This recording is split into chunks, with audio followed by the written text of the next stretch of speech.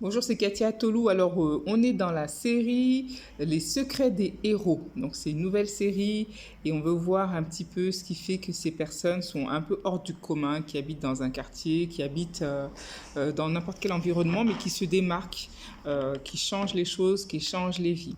Alors, on va se poser la question, mais qu'est-ce qu'un héros? Qu'est-ce qu'un héros? Et un héros, en fait, c'est une personne qui a une vision, qui a un idéal, qui dépasse sa propre vie, qui dépasse juste son environnement, sa famille. Il se sent investi d'une mission pour le bien de sa communauté, pour le bien de sa ville, pour le bien de personnes qui ont certaines difficultés, certains problèmes dans la vie. Donc c'est quelqu'un qui va voir au-delà de sa propre vie et c'est ça qui va lui donner le courage et qui va lui donner la cape de héros, hein, parce qu'il dévoue sa vie en fait pour quelque chose qui est plus grand que lui. C'est quelqu'un en fait qui est un leader, parfois non, il travaille tout seul dans son coin, mais c'est quand même un leader, et il est orienté service. La question suivante à se poser, c'est où est-ce qu'on trouve le héros? Alors, le héros peut se trouver partout où il y a un problème. Partout où on voit des difficultés, des problèmes, c'est là qu'il y a une personne ou deux ou trois qui vont se saisir de la situation ou bien qui ont été envoyés par une organisation pour résoudre le problème. Donc, logiquement, s'il y a un problème, il devrait, parce qu'il y a des héros qui se cachent, il devrait y avoir un héros quelque part qui va se consacrer à résoudre ce problème-là. C'est quelqu'un qui a l'audace et le courage de dire tiens, il y a cette situation qui ne me plaît pas, il y a cette situation pour laquelle je veux voir un changement, une solution, et qui a le courage de dire stop, de proposer des solutions et d'agir pour résoudre le problème. Alors, qu'est-ce que le héros fait comme métier? Qu'est-ce qu'il fait pour vivre?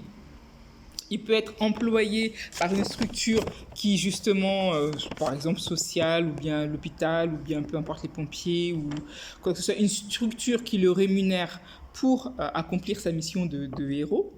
Il peut aussi être un bénévole dans une association qui dévoue un peu de temps chaque jour, chaque semaine pour résoudre une situation, pour résoudre la cause dans laquelle il se sent engagé.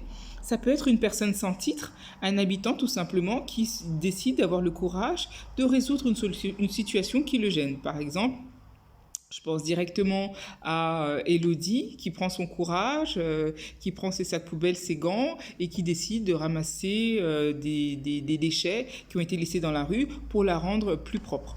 Voilà. Alors, comment on reconnaît le héros dans la rue? Comment il s'habille? Alors moi, je vous dirais, mais comme Clark Kent, il a des lunettes qui le rendent méconnaissable. Sinon, voilà, il s'habille comme tout le monde. Par exemple, il a un t-shirt, il a un jean. En général, il s'habille selon sa fonction, s'il en a une, s'il travaille. Donc assez en conformité avec son environnement. Et comment on le reconnaît, c'est quand il enlève ses lunettes, quand il est en service, quand il est en train de servir. C'est là qu'on voit ses super pouvoirs de héros, quand il est là pour rendre, pour donner une solution à quelqu'un.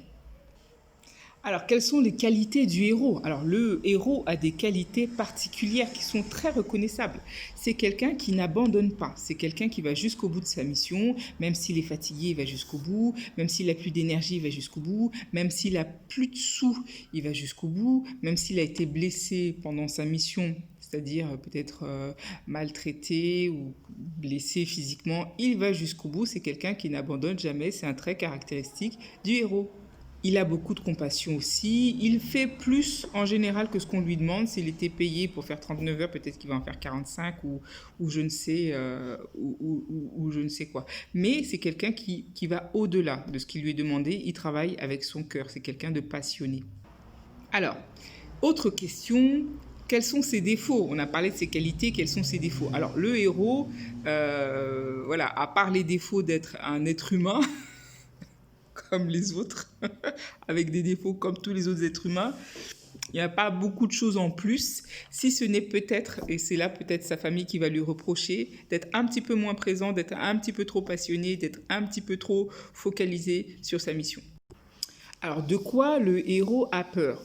Bon, bah, c'est un individu lambda, il a peur des mêmes choses que les autres, hein, je pense, sauf que il va oser.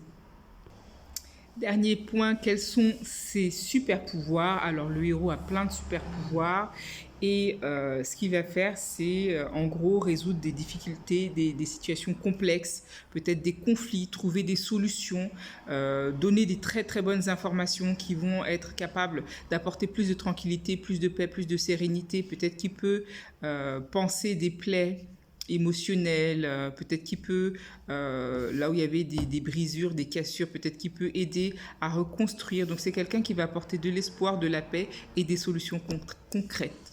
Voilà, c'est tout pour le profil du héros. J'espère que ça vous a plu. Si c'est le cas, likez, partagez, commentez, abonnez-vous, ça me fera plaisir. Et à demain pour la suite de la série. Bye bye.